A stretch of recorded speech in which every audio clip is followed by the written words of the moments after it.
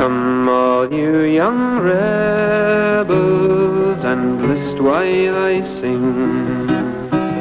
For love of one's country is a terrible thing. It banishes fear with the speed of a flame, and makes us all part of the Patriot Game. My name is O'Hanlon, I'm just gone 16. My home is in Monaghan, and there I was weaned.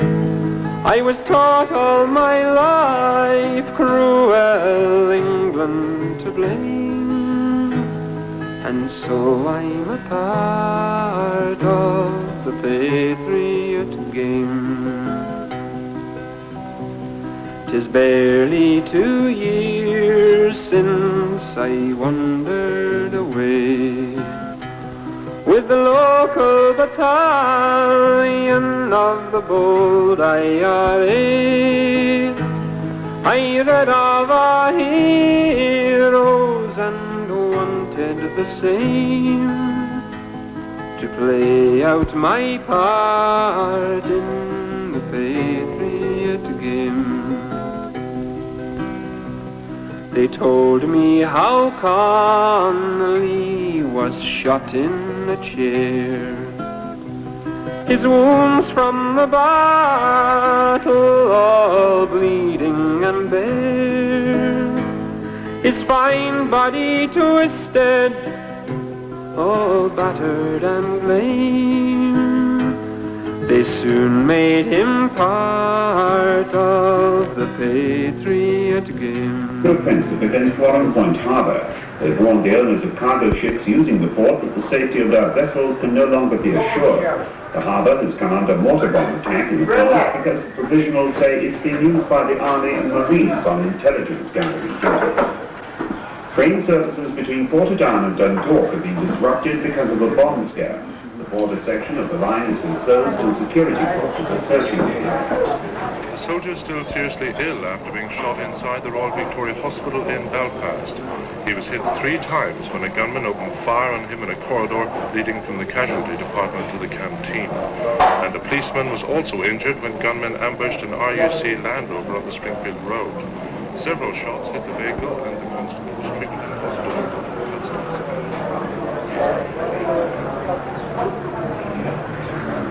There you are. Check round for the heads. Go there.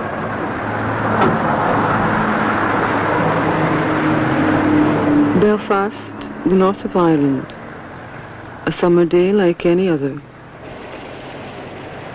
Since 1970, the days have been filled with a war that has cost the British government several hundreds of millions of pounds and over 600 dead soldiers and police. In the same time, over 2,000 Irish civilians have been killed. All this is normally reported in the news media like the sports scores. 3 Catholics killed, 1 Protestant killed, 2 British soldiers killed. Terrorists, Protestants and Catholics are the words one most often hears. The image is a bit confused, but it's there nonetheless. Some kind of bizarre religious war. And yet, the 2 principal forces involved in the fighting, the British Army and the Irish Republican Army, have nothing at all to do with religion.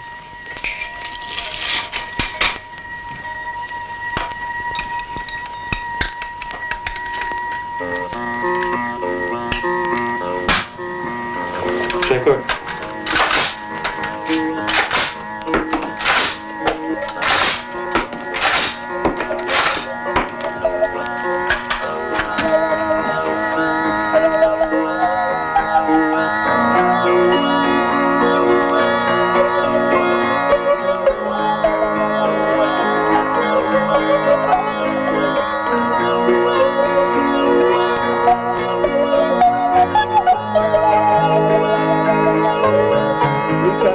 Indeed afford to have the country led by any other policy other than a paramount ideal of keeping, indeed, Northern Ireland an integral part of the United Kingdom. Otherwise, we perish. As I have previously said, ladies and gentlemen, from this platform, we, the Unionist Party, and indeed the Orange Institution, have nothing to be apologetic for in the treatment of the minority in this country.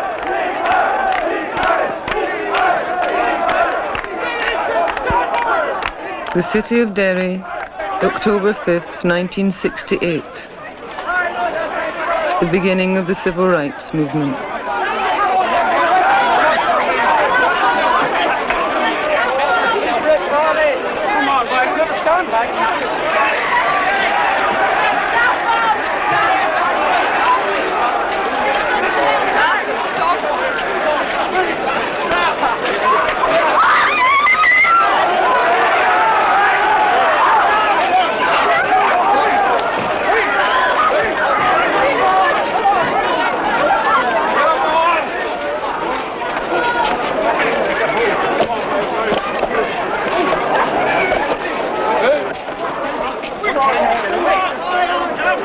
These are images of one of the first civil rights marches in Northern Ireland.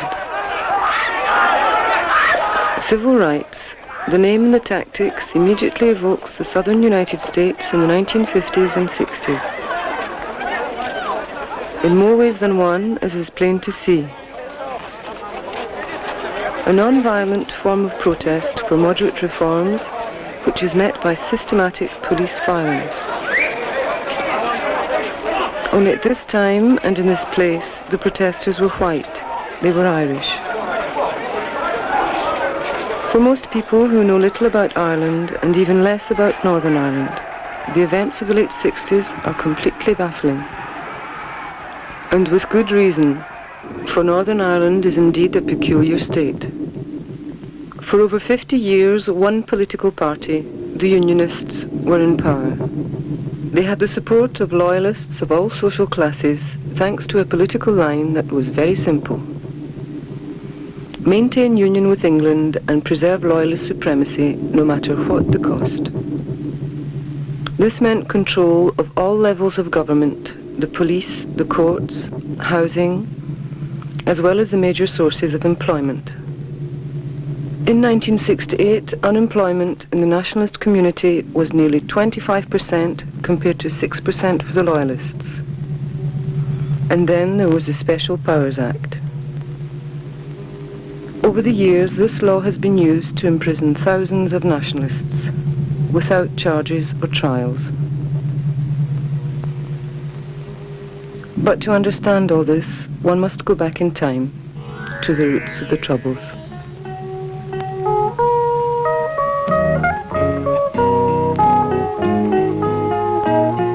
In 1601, English troops led by Lord Mountjoy defeated the last of the Irish chieftains. Ireland, one of the richest agricultural countries in Europe, was in the process of becoming a British colony. In the north of Ireland, where resistance to the conquest had been the strongest, large numbers of Scottish settlers were given land that had been forcibly taken from the natives. The colonizers happened to be Protestant, the displaced Irish happened to be Catholic. That 17th century settlement explains why today in all of Ireland there are 1 million loyalists, loyal to England that is, to 3.5 million Irish nationalists.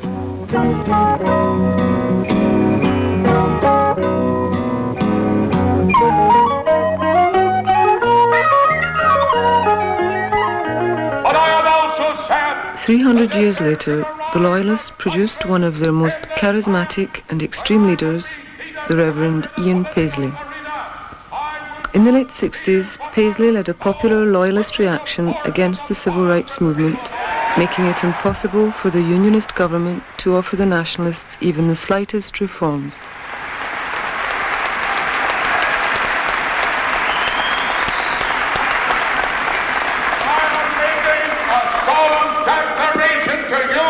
that if there is an election in the near future in Ulster, whether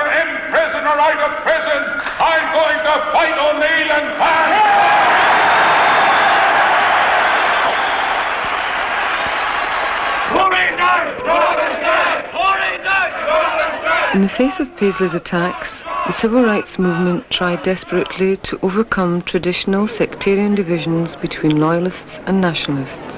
Here in Uri, 2,500 people are unemployed. The theory was to ignore the national question, the division of Ireland, and instead just call for social reforms that could have benefited many loyalist workers as well. The movement's most eloquent leader was a young student, Bernadette Devlin.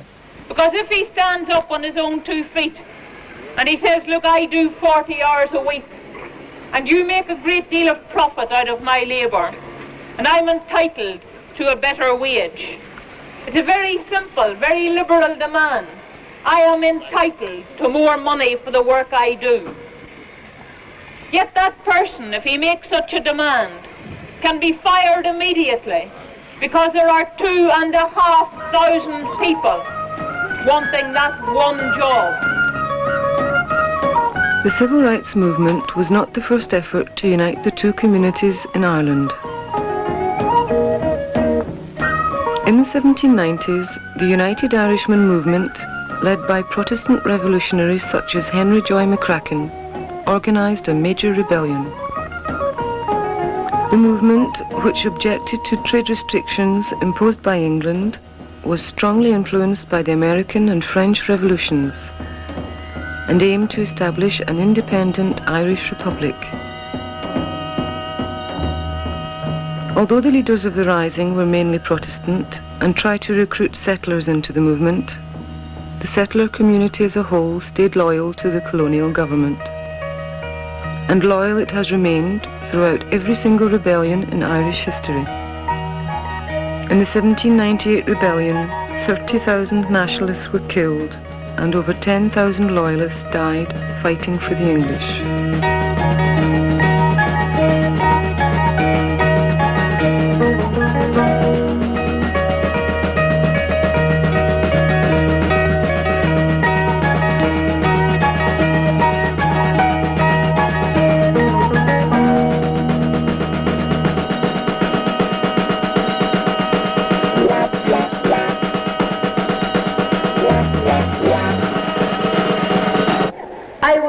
Pound to a penny that Ennis, like any other town, has its slum landlord. I would lay a pound to a penny that Ennis, like any other town, has got a great patch of land that is used solely for Yankees to play on.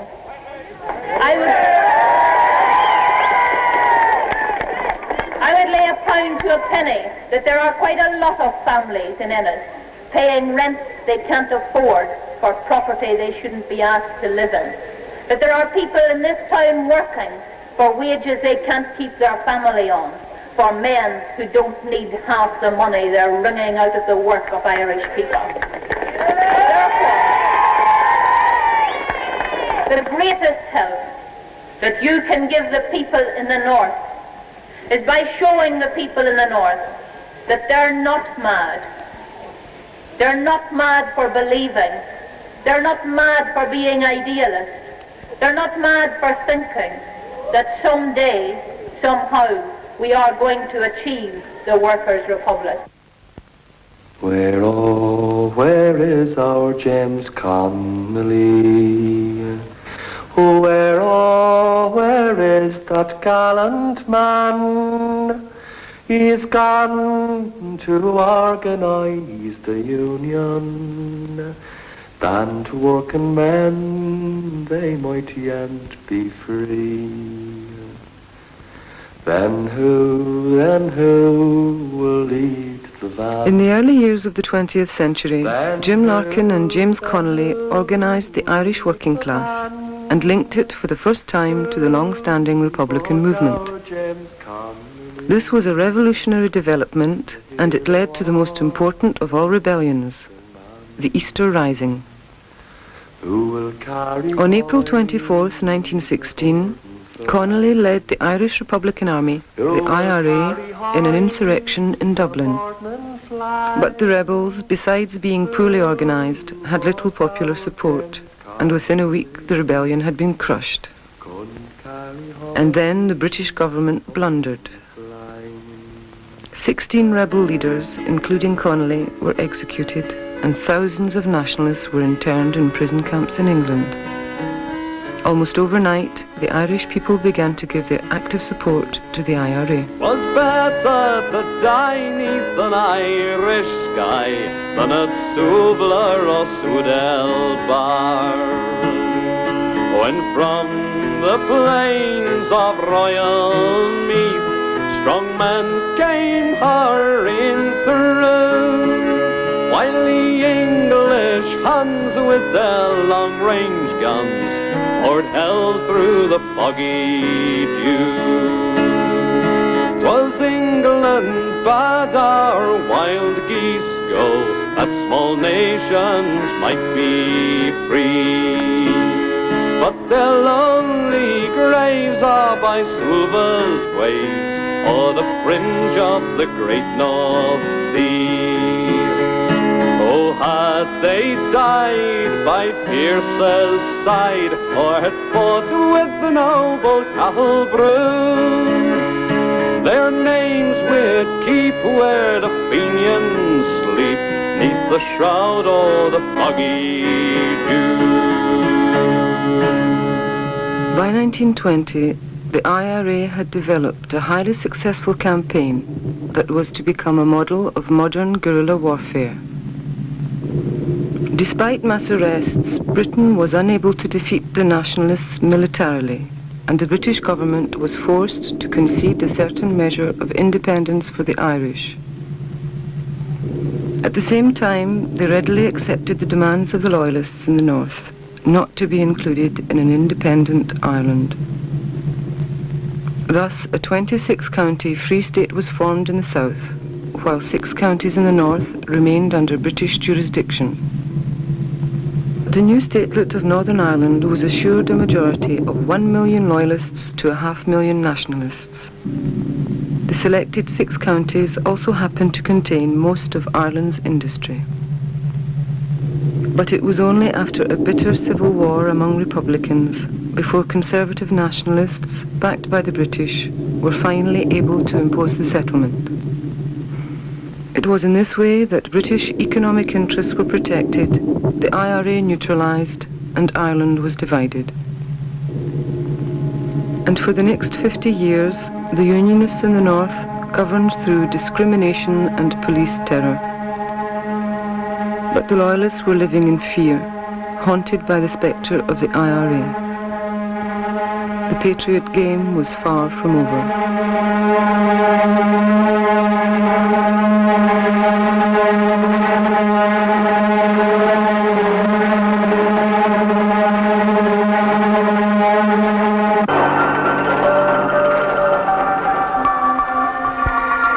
Derry City, the end of the civil rights movement.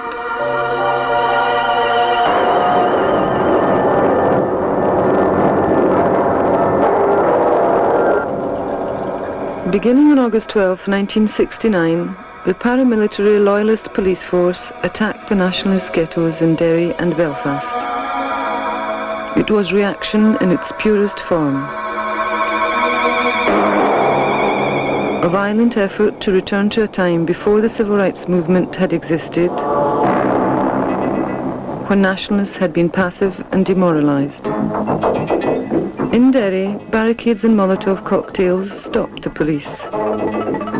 But in Belfast, the ghettos are smaller and more isolated, and there the police were not stopped. 500 homes in nationalist districts were burnt down, 9 people killed, and over 1,800 families fled south.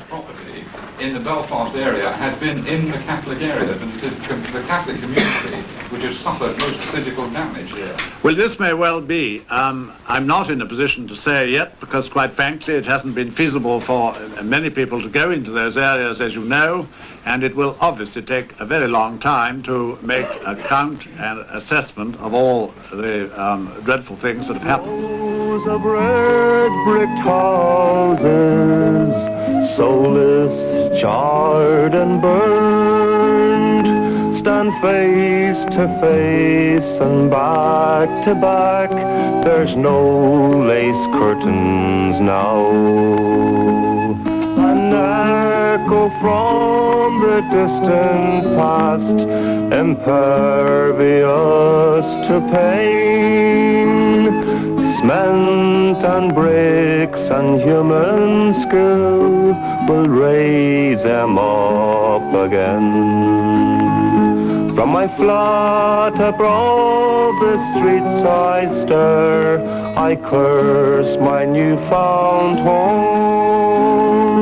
No human skill will raise my love to bloom into a man. Shot by cowards in his bed at the tender age of 9. Cry murder, my child Patrick's dead in Belfast 69. I understand today that they're bringing down their barricades in order that the authority might clean their streets for them. Having littered and turned the bog side into a filthy place, then they expect the municipal authority or the commission authority to do the cleaning up for them. Now I want to say something this afternoon and underline it, that as far as I am concerned, the Protestant people have had enough of this condoning of popery and this sellout to Rome.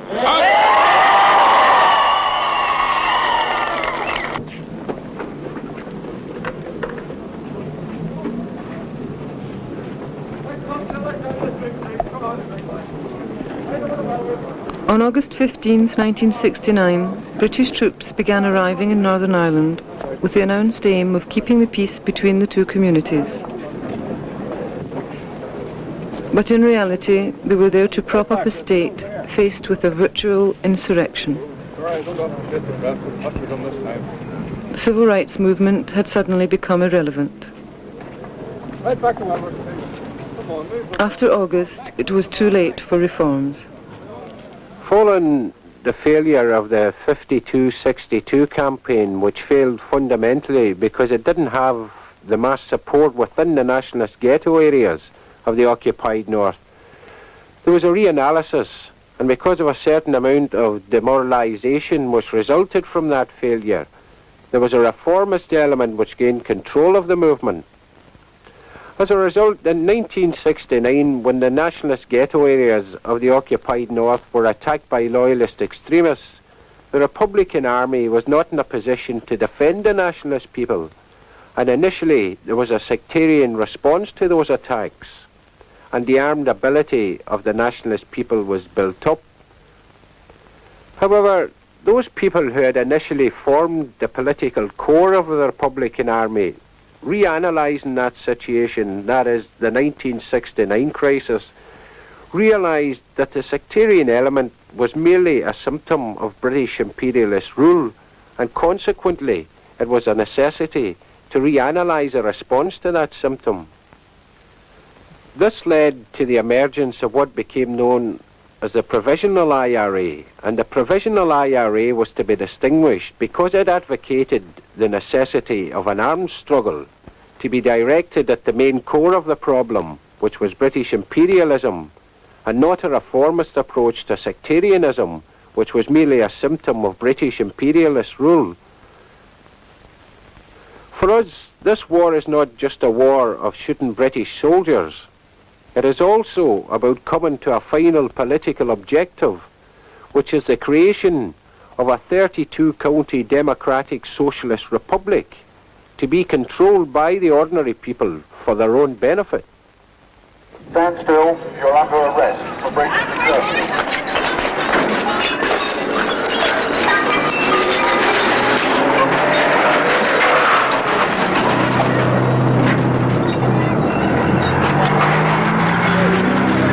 As I speak to you, the security forces are very fully engaged in the task of dealing effectively with the lawbreakers in our community. The army is holding an area of the lower falls under strict control of movement for the rest of this weekend, subject only to such relaxations as are necessary to prevent actual hardship and to allow people tomorrow to fulfill their religious obligations. Details of these controls and of the areas to which they apply have already been announced. We all regret, of course, the inconvenience caused to decent, law-abiding people in this area who constitute the great majority.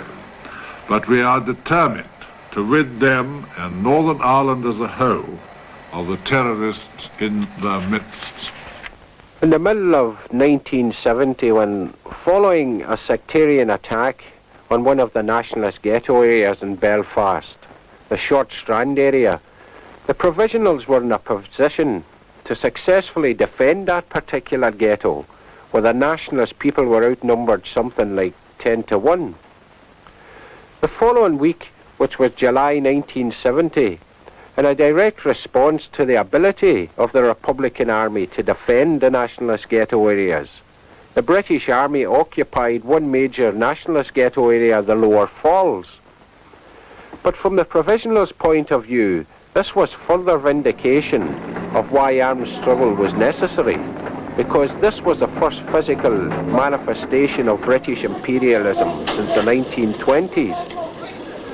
And for the first time, the people could relate to the Provisionals' claims that sectarianism was in fact just a symptom and that the main enemy was British imperialism itself. And here was something with which they could identify.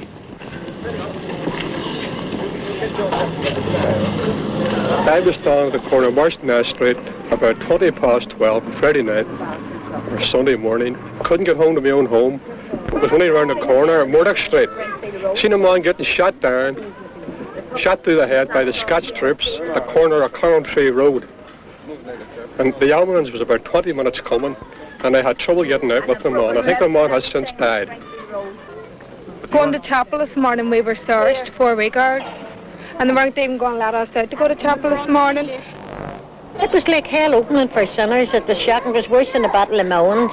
They're going into the houses and wrecking the houses and all. And if you seen that man's house, you could cry your eyes out looking at it.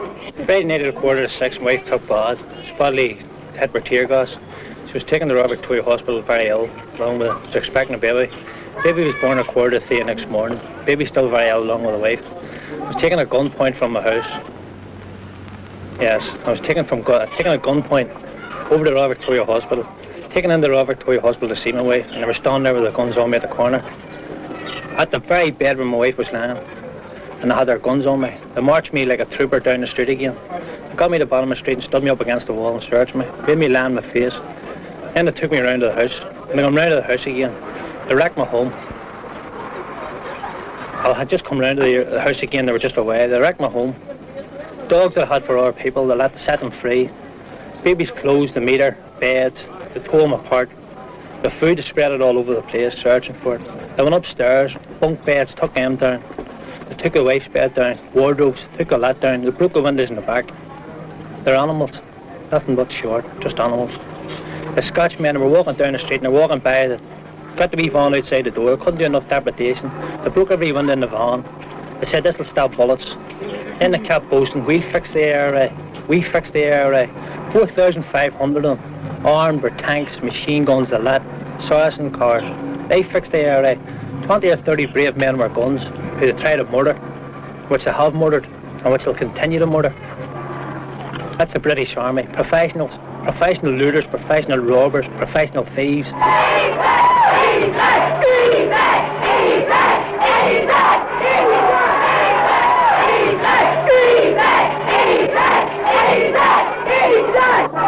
It was with the occupation of the Falls Road that the nationalist population began to see the British Army clearly as the enemy, not as a neutral police force.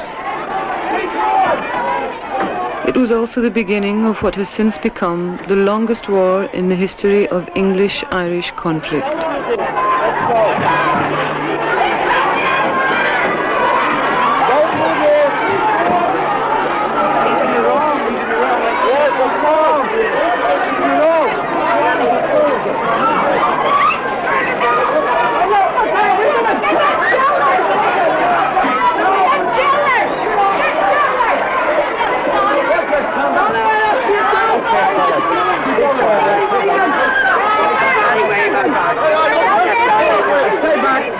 down now.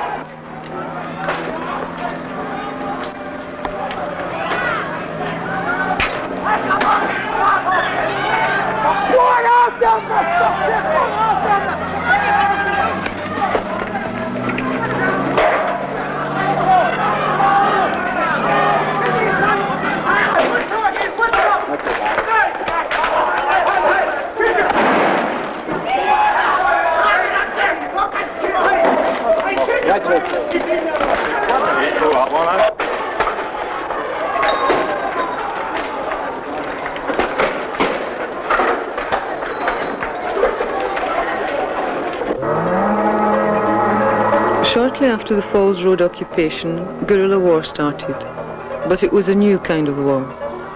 The IRA did not just ambush British soldiers, they also launched a bombing campaign against British economic interests. These actions have on occasion led to terrible tragedies, as with the Le Mans restaurant bombing of February 1978, in which 14 people were killed. Nonetheless, civilian casualties as a result of the Provisionals' guerrilla war have been relatively low, for their bombings are in fact systematically preceded by warnings.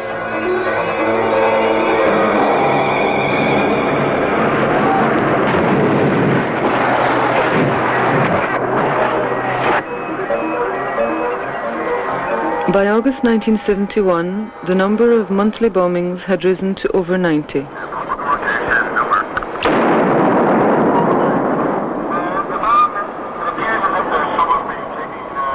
The British government, which directly reimburses businesses for all war damage that they suffer, was beginning to pay a very high price for its Northern Irish colony. This single bombing of a Belfast hotel caused no deaths or injuries, but it did cause more than £2 million damage. Against this guerrilla campaign, the British government hit back with a measure that had always worked well in the past, the Special Powers Act. They burst in the door about 20 minutes to 5. They didn't wait till we would get up and answer the door. They were in the bedroom before we were dressed. They told my husband, "You're getting arrested under the Special Powers Act." It is with understandable reluctance that one uses these exceptional powers. This is not action taken against any responsible and law-abiding section of the community, nor is it in any way punitive or indiscriminate. Its benefits should be felt not least in those places where violent men have exercised a certain sway by threat and intimidation over decent and responsible men and women. The main target of the present operation is the Irish Republican Army, which has been responsible for recent acts of terrorism. On August 9, 1971, 330 nationalists were arrested in dawn raids.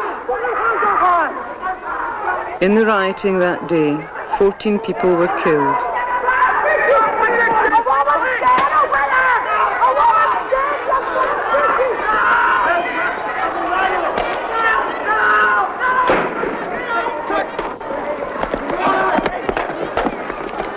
Bill, friend.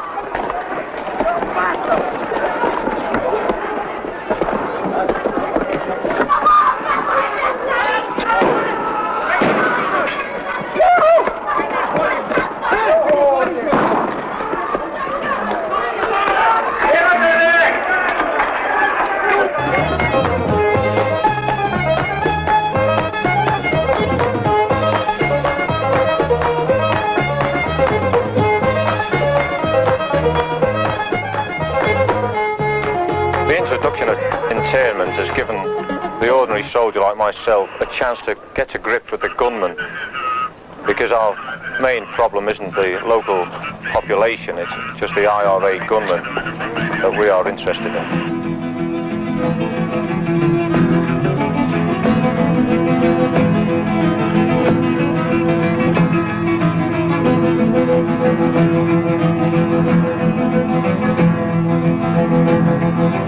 Through the little streets of Belfast in the dark of early morn. British soldiers came marauding, wrecking little homes in scorn. Heedless of the crying children, dragging fathers from their beds, beaten sons while helpless mothers watched the blood flow from their heads. Armored cars and tanks and guns aim to take away our sons. Every man will stand behind the man behind the wire. Not for them a judge or jury, nor indeed a crime at all. Being Irish means they're guilty, so we're guilty one and all. All around the truth will echo, Cromwell's men are here again. England's name again is sullied in the eyes of honest men. There was no means to heat up the body. Now these people have been sitting from 4:30 on Monday morning till now, and they're still in the same conditions. They've been put in the huts, as I say, like pigs. And the only time they get out is for interrogation by the bastards of the RUC special branch.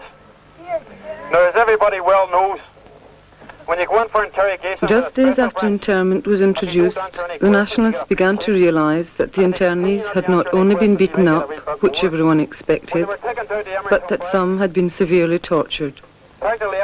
Electric shocks, druggings, deprivation of sleep, food, water, all came under the official term of deep interrogation. In 1976, the European Commission of Human Rights found the British government guilty of torturing certain internees. Britain promised that such interrogation methods would never again be used. But in 1978, two different studies, one by Amnesty International and another by an independent tribunal of jurists, concluded that brutality and torture against nationalist suspects remained a widespread practice. To me, during these torture periods, was I was in the Springfield Road Torture Centre, and I'd been held for about 3 days at the time, and had undergone the usual torture treatment, that is the beating, the threats, the hot and cold treatment, you know, hot water and so on and so forth. And I was brought into a room where a special branch was there, you know, that's the torturers. And he'd pulled a truncheon from the drawer, and he told me that the method of interrogation could be two ways, the easy way or the hard way. But I was very frightened, you know, so I told him I wanted the easy way. And he told me, give me a slip of paper and a pen, and told me that I was to give him the names of two prominent IRA men, you know, two IRA volunteers, officers. And I said I didn't know any. So he left the room to get the heavy squad. These are the guerrillas, you know, that give you the big beating. And that if I hadn't got the names by the time he returned, I could expect the full treatment.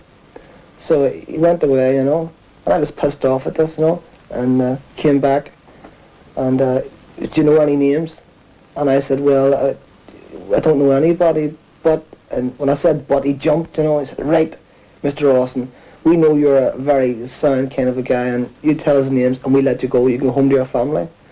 So I says, well, the names I know are Daithí O'Connell and Joe Cahill, you know, whose names were on TV every night. And this he went fucking mad, you know, and dragged me from the room back into the cell. But these are one of the many stories that have happened, you know. This is the humorous side of interrogation. You know, the other side is that 2 streets from here, last week, a boy of 19 was arrested and was beaten to death by the special branch and by the British soldiers. This is a general practice. Either beat you to death or near to death, you know, and this is what it's all about. I am an officer with the Northern Ireland Prison Service. Let me tell you about my job. There's lots of variety, like driving, using modern equipment, escorting prisoners to court, but mostly dealing with people. I work with great mates, and I'm earning over 80 pounds a week, and that's without overtime. The prison service needs people. People like you. Get the facts. Send the coupon from your newspaper now. Since 1971, virtually every adult in the nationalist ghettos had been arrested and interrogated at least once. In 1978, there were over 3,000 men and women in prisons and prison camps in Ireland and Britain, the largest one being Long Kesh, just outside of Belfast.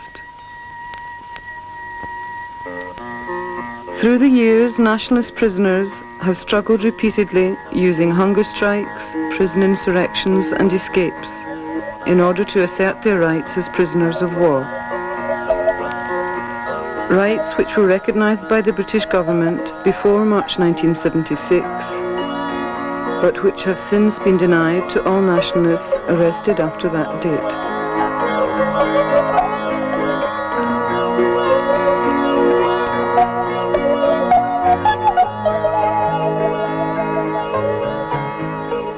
So when internment was introduced in 1971, there was a spontaneous reaction by the nationalist people to this particular repressive measure, which allowed the Republican Army to re-accelerate its war, and the main emphasis within that war was an economic bombing strategy. And the whole emphasis of the armed struggle was a destabilization program to prevent politics, as it had manifested itself within the occupied North, from stabilizing itself and consolidating some sort of base for itself. And that because most of the political parties were already backed by commercial interests, the best way of obtaining that destabilization was with an economic bombing strategy.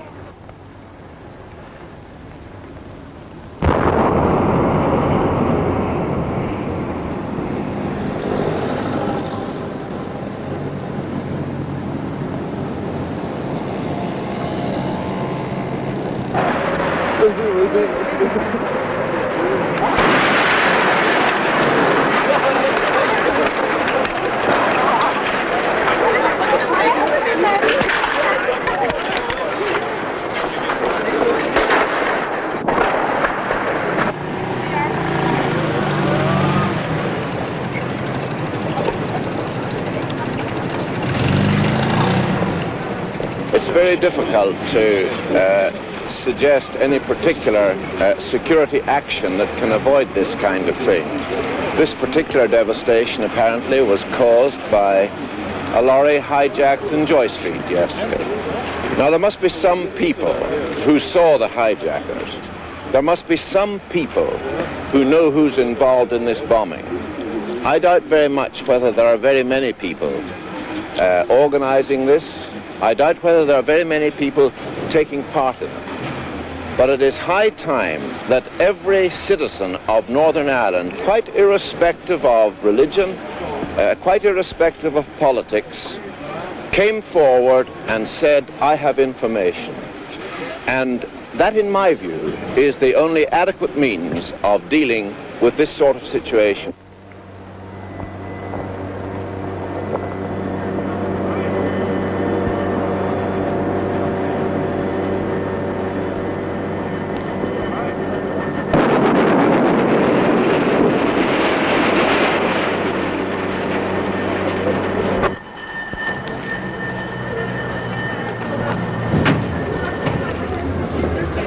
How about the SDLP? How do you feel about them? Pigs, but don't feel anything about them. They'll let us down. Is there anybody in this part of Belfast that you place your confidence in? Yes, the Provies. As the war accelerated after internment, the nationalists not only rejected government authority, but also the moderate nationalist parties who still hoped to reform the state. Bypassing the politicians, they began to deal directly with the problems faced by the community. This meant building parks and daycare centres for children, as well as meeting places for the elderly in areas which had never had the slightest social services. Neighbourhood people's assemblies were formed to solve housing, unemployment and other day-to-day problems. All this activity culminated with the formation of entire self-governing areas that became known as Free Derry and Free Belfast. The large nationalist community in Derry refused to pay rents and taxes to the Unionist government, and the police and army were kept out of the area by barricades openly manned by the IRA. In effect, Derry had seceded from Northern Ireland.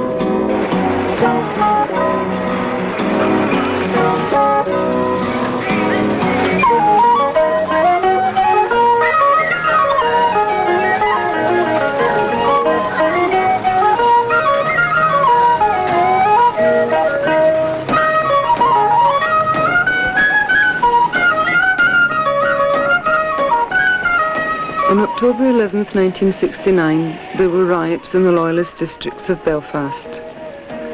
So the city government took the public buses off the road. 3 days later, they were rolling again in Loyalist areas. But it was 3 months before bus service was restored to the nationalist ghettos. Forced back upon their own resources, some enterprising local people went over to England and began bringing back second-hand taxis. This was the beginning of the Falls Taxi Association, the People's Taxis. Leroy! Leroy! Well, only for the taxis, I don't think any of us would have went to work because there's no buses on the road. Turf Lodge buses off the road, the White Rock Road buses off the road, and it's about 2 miles to walk down to the White Rock Road. So you'd be late for work, so we wouldn't be in. Tell you this, right? Got the taxis too, and when the troubles along, yeah, they got them too, because that's right. There's any trouble on even on the falls, so like you'll always get a taxi up too. That's all. That's all we got to talk about. The taxi men are very obliged. We could point out that the Falls Taxi Association is now among the biggest self-help organisation in the north of Ireland.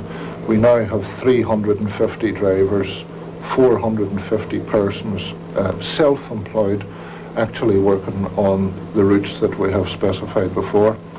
The media treat us very unkindly with the fact that in Newry, for instance, the second highest unemployed town in the north of Ireland, where the Minister of Commerce got 7 minutes on the national news and in the national press to the effect that he had created 15 jobs. And he stated that it cost £17,000 to create a job for one person in Northern Ireland.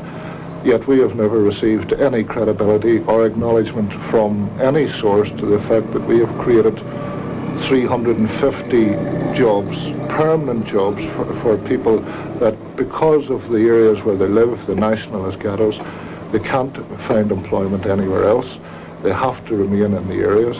This is the lower part of the falls now. We're coming down into the area of the White Rock. And this is the general route when you're coming down into the centre of the town, so it is, you know. And as I say, we come down to this bottom of this road, like, it's quite a heavy bit of traffic on it, you know. But at one time we used to have to go through these areas when there was rioting, burnings and hijacking of buses and whatnot, you know. And the whole thing about it was, not during one of those times did any of our taxis ever stop or fail to run a service, you know, in these areas. And this is why the public has showed consent to use the taxis, because their point of view was that we have got them to work, we're dependable, we're a far more efficient service and quicker, and we're cheap, and this is why they depend on us, so they do at the moment. You're now approaching the junction of the White Rock, which at one time was a tremendous for rioting and hijacked buses at that time during confrontations with the security forces. One example, during internment day, there was quite a few people shot up around this area, and still, even then, the taxis still ran, you know. This is the lower falls end of it, where most of the rioting and burning had taken place. And as I say, during those times while the taxis was travelling through it, the riders were courteous enough to stop throwing for that few seconds and to let us through so that they got the safety of their own people back home, you know. Went up to a place now called Divis Flats, and this is where a lot of the RUC had turned their guns on innocent people at that time, so they did, you know. But as I say, the taxis didn't bother. They just kept on running in and out the side streets. They took variation routes as long as they got the people home. They went over barricades and everything, so they did, you know. And this was the whole point. The taxis never did stop running, and I think this was a thorn in the side of the security forces. Harassment of the taxis, it's a general thing. If you look behind us now, this is a normal procedure where they throw up roadblocks, stop motorists, especially taxis, and take the driving licence off the driver and make them sit for anything up to 30 minutes, search the vehicle, make the passengers stand on the side of the road. Sometimes they attempt to arrest the drivers for unknown reasons. Most of the drivers are well known on the road. They're on it 7 days a week. We have to react when they do arrest a driver, and our alternative and the only weapon that we have is to set up our own roadblocks. What we would do would seal off the vehicle that would be trying to arrest the driver, put taxis at the front, to the side and the back of it and hem him in. Generally that works and they release the driver. If they do arrest a driver and take him away, what we normally do then would be block off the main arteries into the city. When we do this, we can close the entire city within a matter of minutes. You only need to close off 3 roads, and that brings the complete standstill to the entire city centre. Generally, this serves the purpose, and the driver is released after a short period.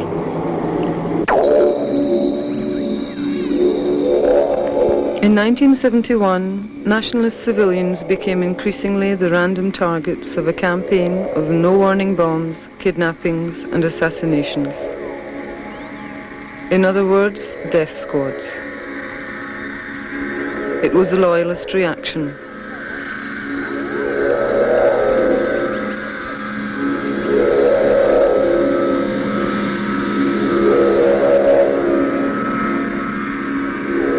But the British Army paid scant attention to the loyalist paramilitaries.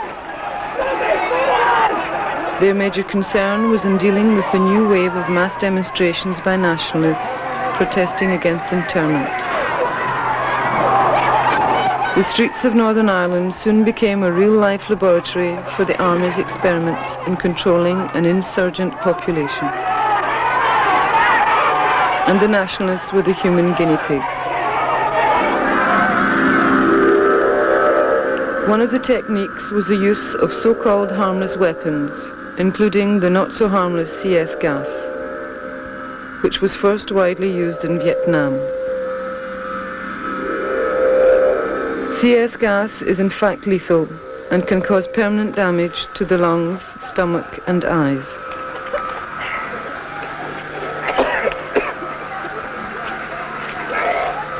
But the gas, the water cannons, the banning of marches, the mass arrests, all had little apparent effect. Week after week, large demonstrations were held against internment. Finally, in Derry, on January 30th, 1972, the British Army decided to use a more effective technique: live arms.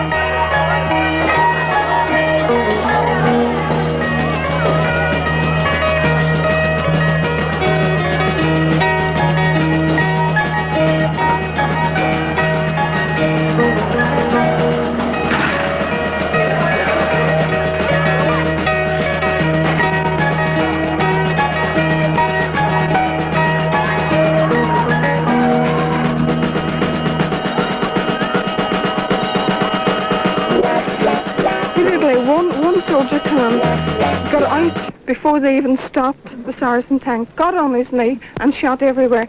And about seconds after, soldiers followed him, done the same thing. And we heard them from that flat there calling, "Don't stop shooting, shoot the Irish bastards." And I say again that I hesitate to call anyone liars, but the facts are we were fired at first, and we retaliated in the only way which was possible to us. No weapon, he had no stone, he had nothing. He was just standing. And as we turned, they started firing. Well, we heard the shots. We heard a few shots, and as we turned, he fell dead.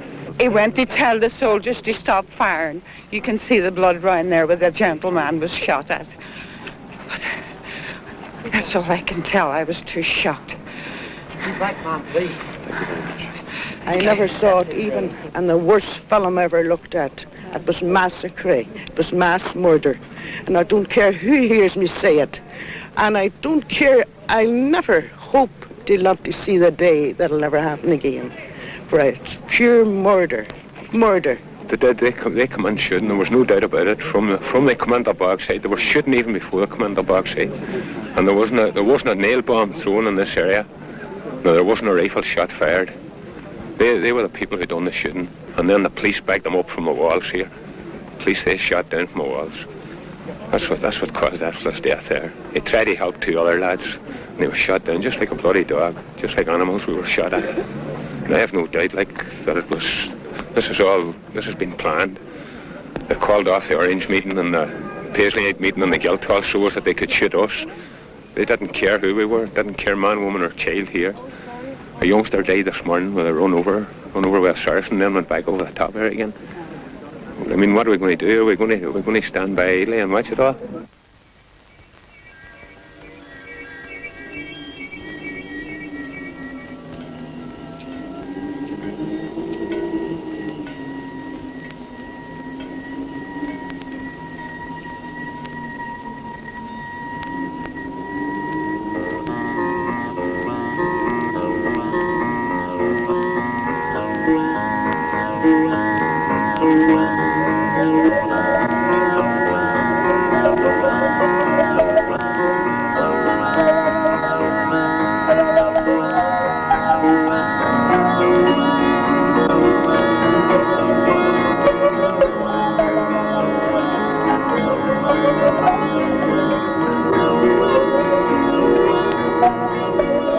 Bloody Sunday, there was a tremendous upsurge of nationalist feeling throughout Ireland. Large demonstrations were held north and south, and in Dublin, a 30,000-strong crowd burnt down the British Embassy. For the first time, the nationalist resistance had assumed threatening proportions in the south, where Britain still had important economic interests. The British government had little choice but to make major concessions. On March 24th, 1972, the Unionist government was suspended by London and Britain promised to release the internees. That Easter, as the nationalists in Derry held their annual commemoration of the 1916 Rising, the resistance movement was apparently in its strongest position since the start of the war. Of their destiny. On one hand, if we are determined, if we are courageous, if we are resolute, and if we are strong-willed enough to recognize that compromise will not solve our country's problems, if we recognize that compromise never achieved anything, and that compromise never will achieve anything, and that therefore our fight must continue and that we will win that fight, then we are truly following in the footsteps of the men and the women and the boys and girls of Easter week.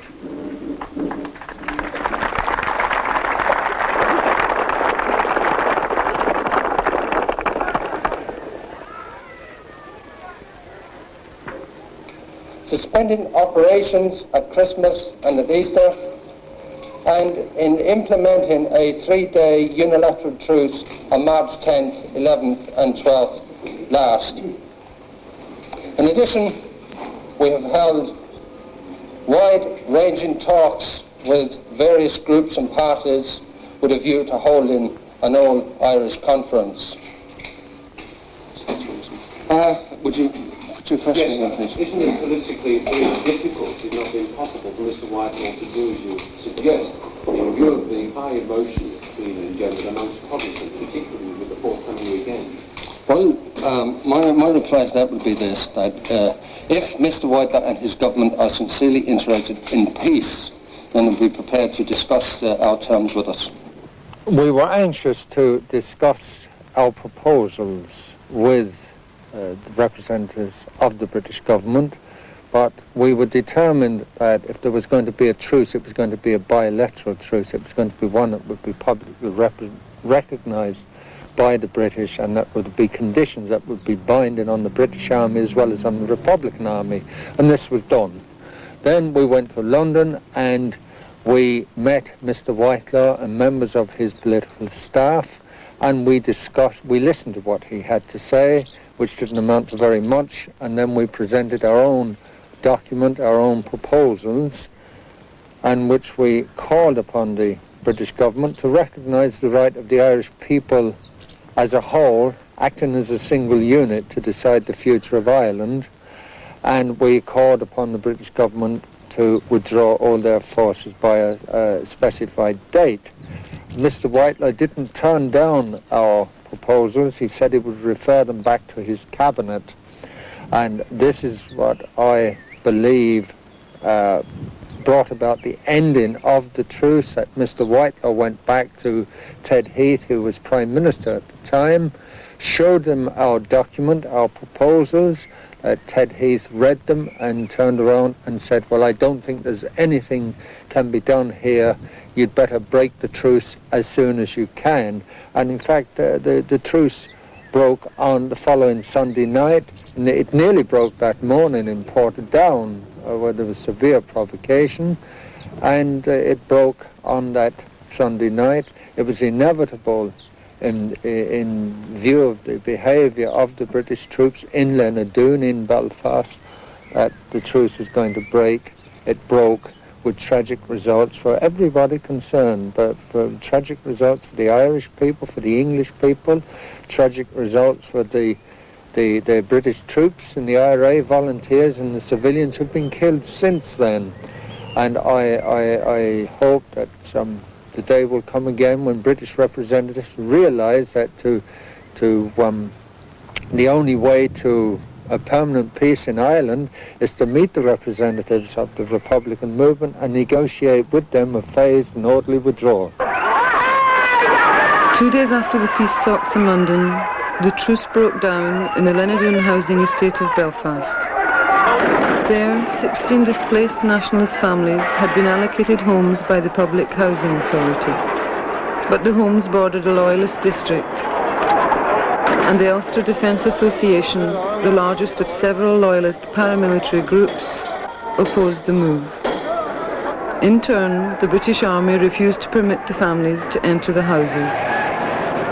In the confrontation that day in Lenadoon, 6 civilians were shot dead. In the next week, 13 British soldiers were killed. It was the end of a truce which had lasted barely 2 weeks.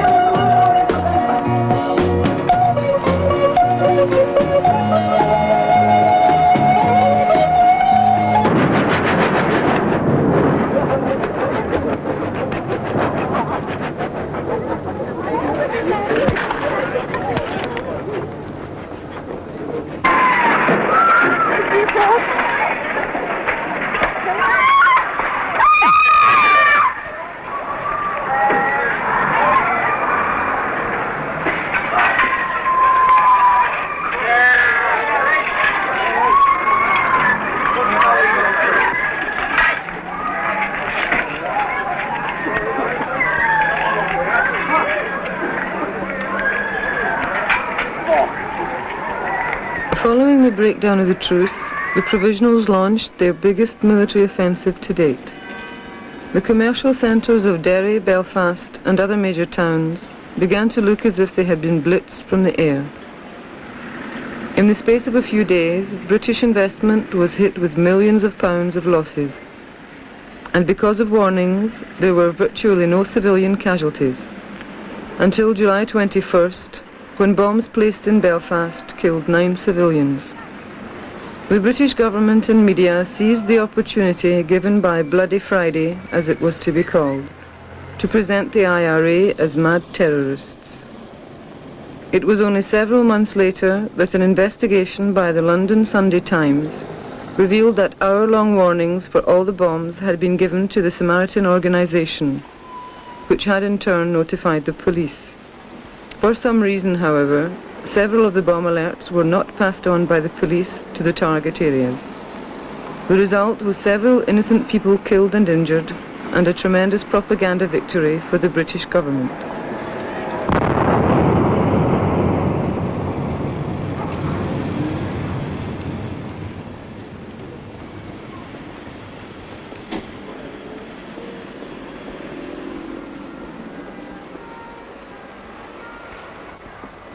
A lot of people assumed that this distortion was bad journalism, when in fact that was not accurate. For this distortion was a deliberate tactic within the context of Frank Kitson's theory of counterinsurgency, because Kitson has recognized the important role that the media has to play in a counterinsurgency campaign, and has always strived to use the media as a platform where necessary to distort the image of the Republican Army as a liberation movement, and to project this image of the British occupation forces as some kind of police service.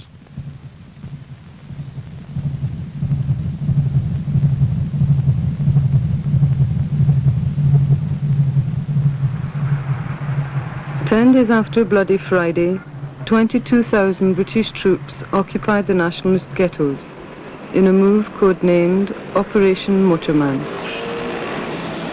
It was the end of Free Derry and Free Belfast.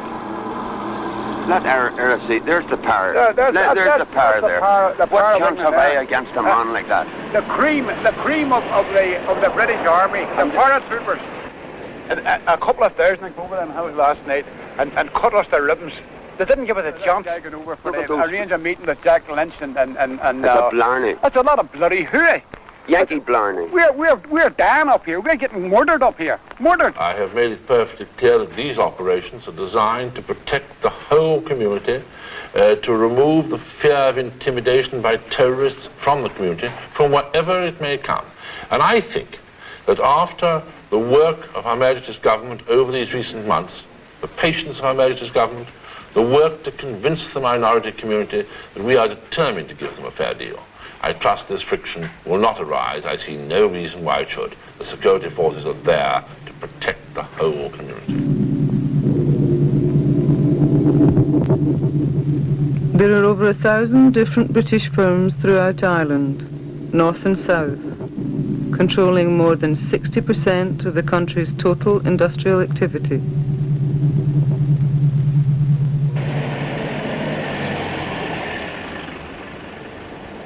One week after Operation Motorman, moderate nationalist politicians were having talks with William Whitelaw. In order to pacify the nationalists, the British government was willing to force concessions from the Unionists. Finally, in January 1974, a power-sharing government was formed, in which moderate nationalists were given certain cabinet positions. It was a Northern Ireland first, also a last. The problem was that after 300 years of ascendancy, the loyalist people would only support a government that could guarantee their privileges. Power sharing with the nationalists was unthinkable. On May 14, 1974, loyalist extremist groups controlling workers in the key electric generating plants launched a strike against the new government.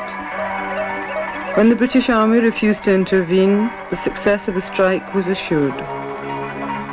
Within 2 weeks, the power-sharing government fell. Britain had been caught in the contradiction of trying to reform a state that was simply irreformable. It could only be consolidated by the physical crushing of the nationalist resistance. The other solution, the only possible one for the nationalists, remained the destruction of the Northern Ireland state itself. The struggle in the north had passed the point of no return. Decided to protest against internment, and despite the ban on parades, we have decided that we will parade tomorrow through the streets of Derry.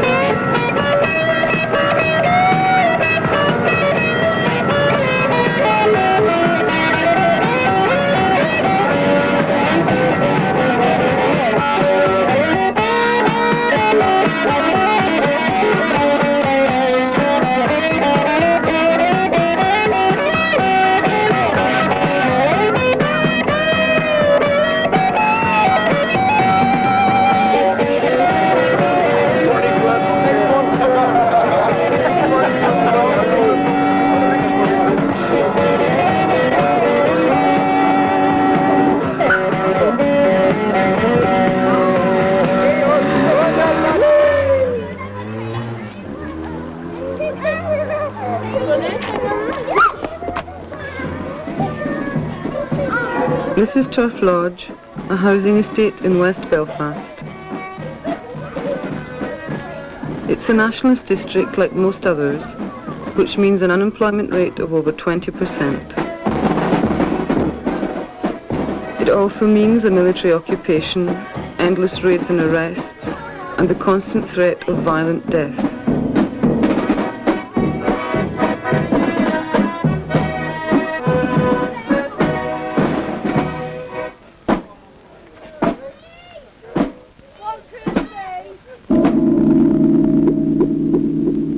On October 4th, 1976, 12-year-old Brian Stewart of Turf Lodge was playing in front of his home when he was killed by a plastic bullet fired by a British foot patrol. At the time, there was no rioting or gun battles in the area, which made the killing all the more senseless. Since then, the women of Turf Lodge have gone out into the streets each and every day to protest against the continued British Army presence.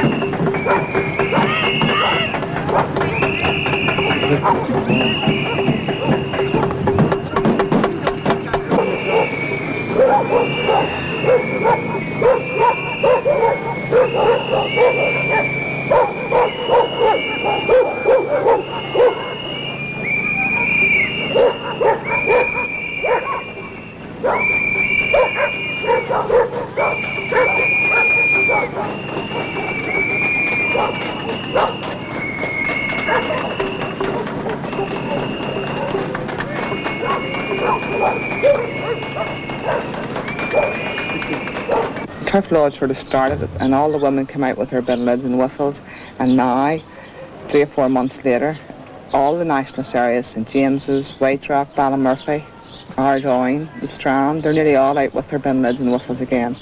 The women are starting to show the lead. You know, they recognise the need for them to work on the par with the men.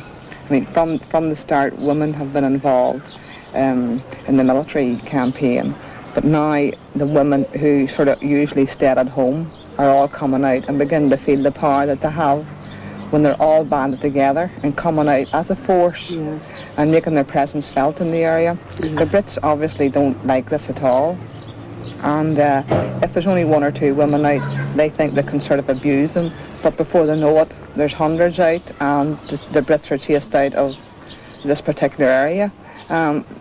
Last week at the elections, you remember they had the elections and we had a picket outside. We were telling the people, why are you going to vote? You're going to vote for British imperialism. You've had it 800 years, and what has it achieved?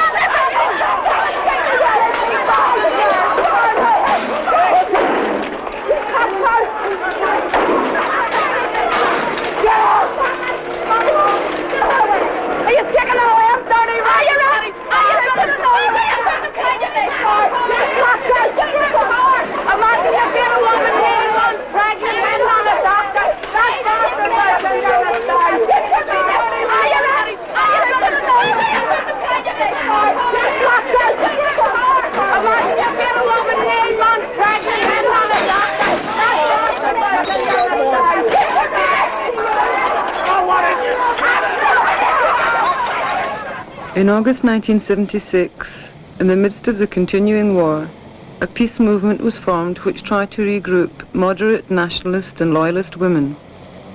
And for the first time in a long time, Northern Ireland became front-page news throughout the world. The peace movement was significant as a truly remarkable media event, which, however, never quite took root in reality.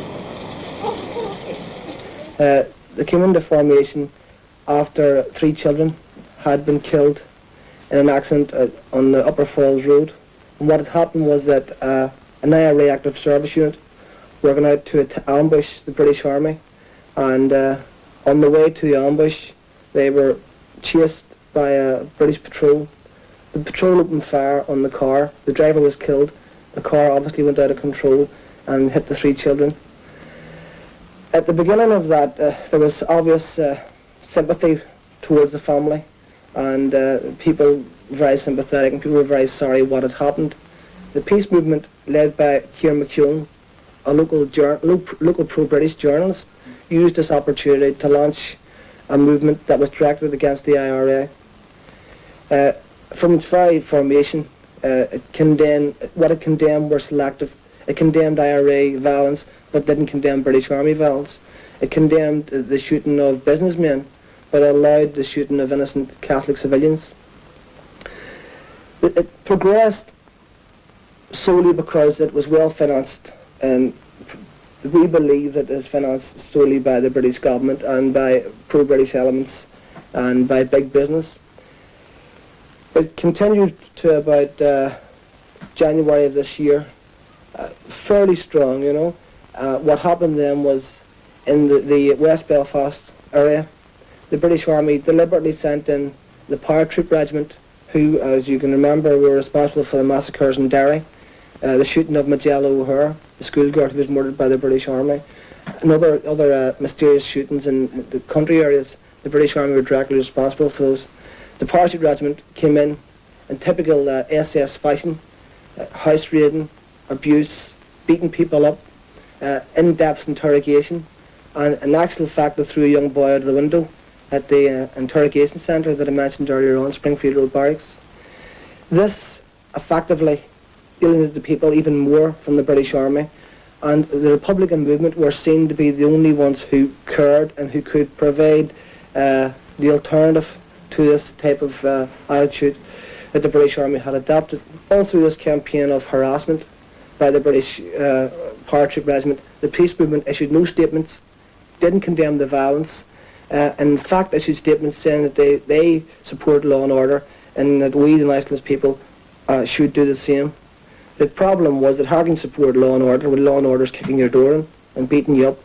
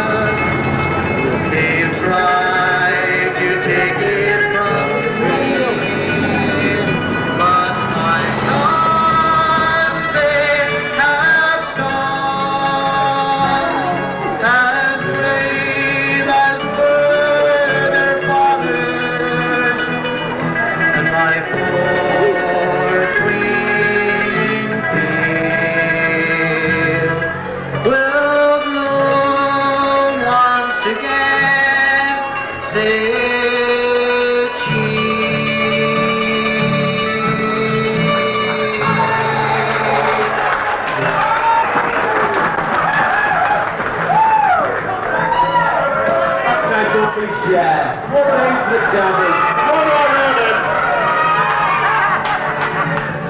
you brush your teeth in it?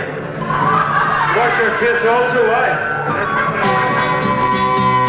When I was young, I used to be as fine a man as ever you'd see of the Prince of Wales. He said to me, come and join the British Army. Tooraloo, they're looking for monkeys up at the zoo. It says, one if I had a face like you, I joined the British Army. Sarah Connon baked a cake and so for poor old Slattery say, sure I threw myself into the lake pretending I was Barmy.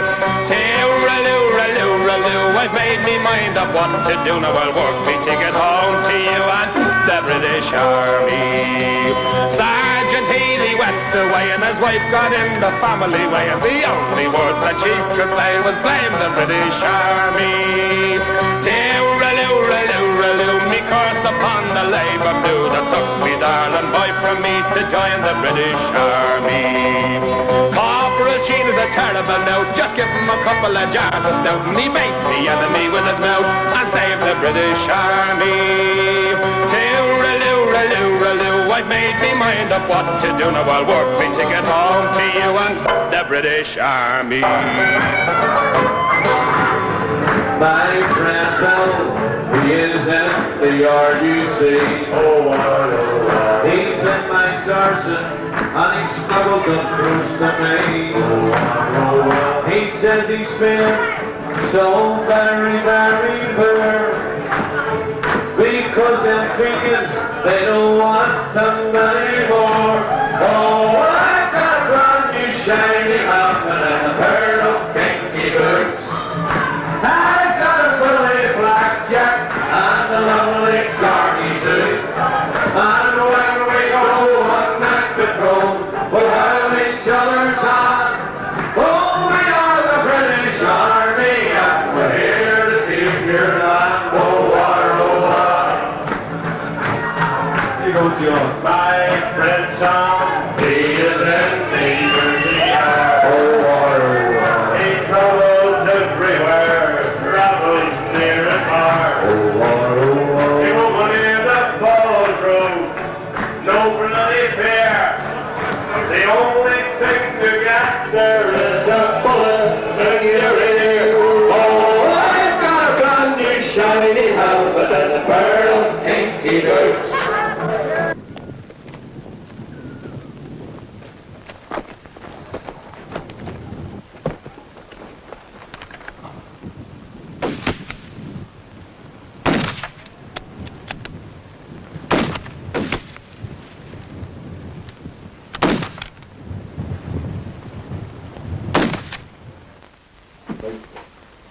Brad, a sugar.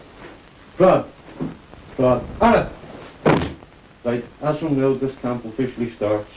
When you're on this camp, you'll not leave the room and you'll not smoke without permission. When you're on the camp, you'll use numbers instead of your name. There'll be numbers from 1 to 3.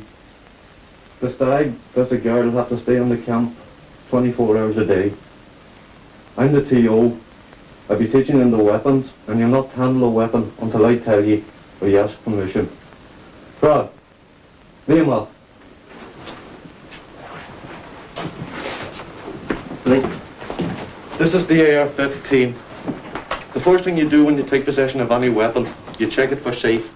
If there's a magazine on it, you release it. You check the breech by touch and by sight when possible. Check the safe. Put the weapon off cock.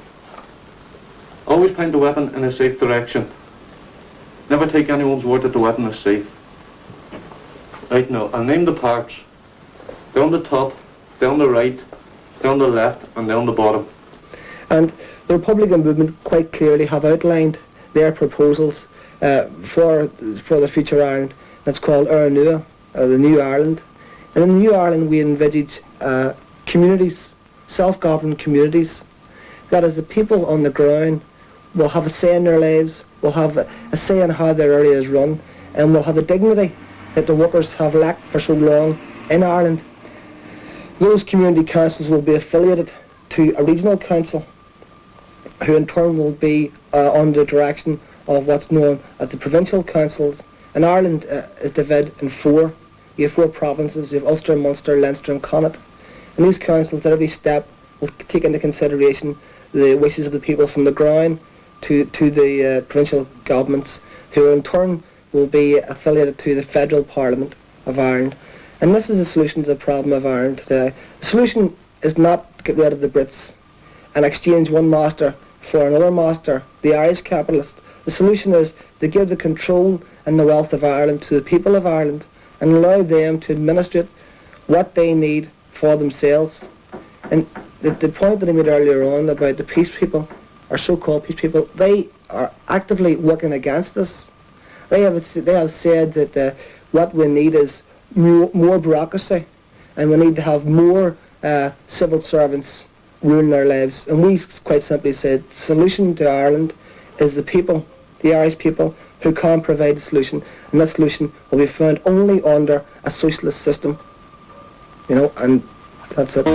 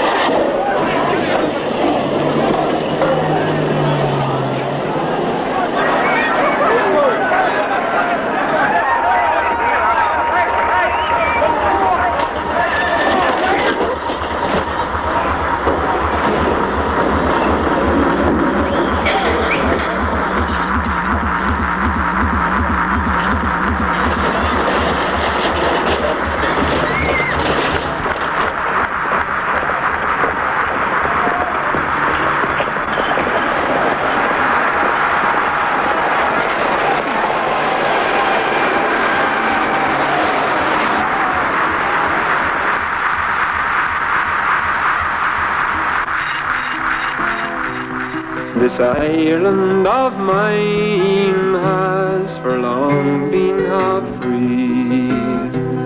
6 counties are under John Bull's tyranny, and still De Valera is greatly to blame for shirking his part in the Patriot Game.